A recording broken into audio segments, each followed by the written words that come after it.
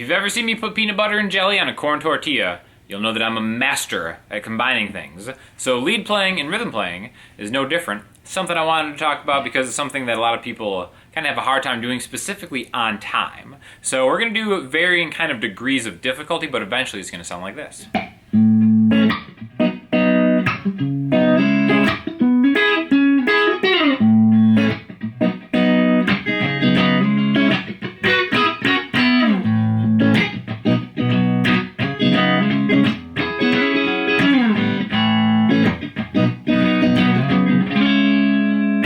So today I'm rocking the Fender Ed O'Brien Strat, and really what we have here are 4 spots for chords, 3 actual chords, and then kind of some double stop, minor, pentatonic things we have going on. So the chord progression is going to be A major, to B major, to C sharp minor again. Okay, so maybe if you want to just practice with a looper pedal, you could just loop that over and over again, just 4 beats of each.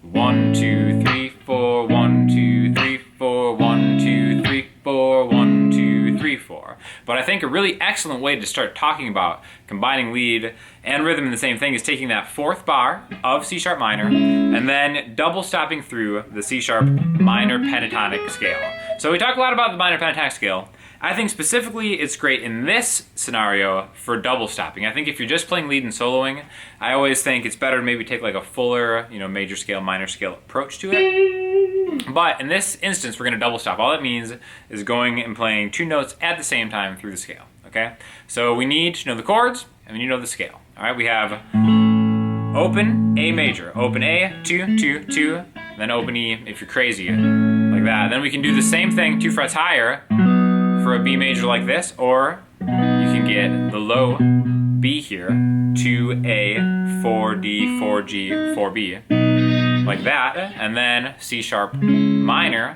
which root note on the 4th fret of the A string, ring finger 6D, pinky 6, G, middle finger 5B. Alright, so those are the chords. You can even play them as power chords if you want, to simplify it. And then the scale we're going to use, starting on the 9th fret, 9, 12, 9, 11, 9, 11, 9, 11, 9, 12, 9, 12. Okay? So, double stopping is really, really simple. All we're going to do is almost kind of like taking the scale and turning it into mini chords where we play 2 notes at a time. First thing we're going to do is we're going to take the 9th fret on the D and G string and the 11th fret on the D and G string. We can play this with different fingers like that, but this is what we're going to focus on, and we're going to see these as things to take the place of the C sharp minor chord, okay? So if we have an A, B, C, okay? So that's a very simple way to do it. If we have 4 counts for each time, 1, 2, 3, 4, 1, 2, 3, 4, 1, 2, 3, 4, 1, 2, 3, 4, okay? Very simple way to do it, but if you're just first starting to kind of get into maybe double stopping and getting into this part of the neck on your guitar and linking this shape with this chord, it's a very simple way to do it on time, because that's the most important thing here. A lot of times when people start playing lead, even specifically lead while you're playing rhythm, what might happen is it'll be like A, B, C, and then you're back and it's like, okay, well I just kind of played something fast. We have a tendency to start rushing things when you're first getting into lead playing, especially, like I said, when you're kind of like replacing a chord with lead. Even, a lot of musicians have problems with this, kind of like drummers. If they're keeping a beat and then they go to a fill, they'll do the fill faster than the beat is and they kind of just screw up the entire timing of everything, right? So I think it's a good idea to simplify what you're doing. 1, 2, 3, 4, 1, 2, 3, 4, 1, 2, 3, 4, 1, 2, 3, 4, 1, 2, 3, 4, 1, 2, 3, 4, 1, 2, 3, 4, 1, 2, 3, 4, 1, 2, 3, 4, 1, 2, 3, 4, 1, 2, 3, 4, 1, and 2, 3, 4.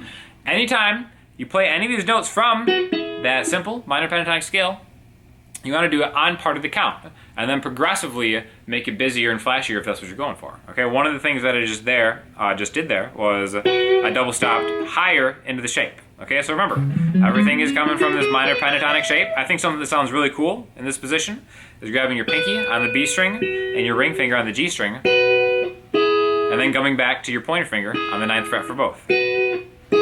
Especially with some vibrato, it kind of gives a lot of life to it. It really is almost like just a chord of its own. And that's what I think a good intro to lead and rhythm combination playing is because you're not sacrificing a lot of the volume of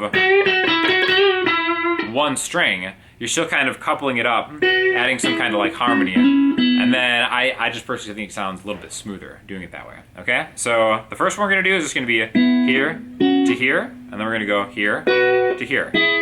1, 2, 3, 4, 1, 2, 3, 4, 1, 2, 3, 4, 1, 2, 3, 4, 1, 2, 3, 4, 1, 2, 3, 4, 1, 2, 3, 4, 1, 2, 3, 4, 1, 2, 3. Then, the more comfortable you get with the timing, you can maybe do kind of different things within that shape. So you can see them as almost different chords if you want. And all those, different kind of combinations will have different names as chords, but we're not thinking them as different chords. We're thinking of them as just pieces, double stop pieces of the C sharp minor pentatonic thing. Now the great thing is, we're replacing one bar of C sharp minor with just running through these kind of double stops here, right? We can do both bars like that if you want, like A major, B,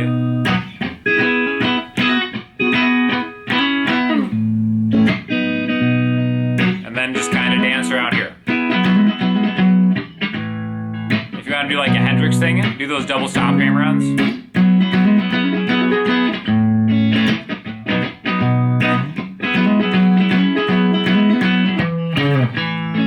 The cool thing about doing this, starting on an A chord like this with an open root note, is you can slide back a lot and hit that root note to get the 1, 2, 3, 4, if that's something you're doing. It's all about staying on time. That is kind of like the most important thing that I can preach in this particular lesson, because this is going to help you even if you just end up playing rhythm only or just lead only. Playing them at the same time is a perfect opportunity to be able to practice your chords and your shapes and your transitions and also your scales in a way that is on time. So you could practice to, a backing track. You could do your own thing with a looper pedal, a metronome if you're lame and boring. But really, I just think it's a cool way to start incorporating maybe some more interesting things into chords that you already know. So definitely, if you like this style of teaching, consider signing up for the masterclass I did with Ian, which is all about just kind of like jamming and confidence. And a lot of these same tips are utilized in the masterclass, plus they all have accompanying backing tracks that you can use, specifically if you want to work on your timing. So let me know what you guys think. If you have any questions, hit me up in the comment section, Instagram, Twitter, or the website. I'll talk to you all soon. Thanks a lot.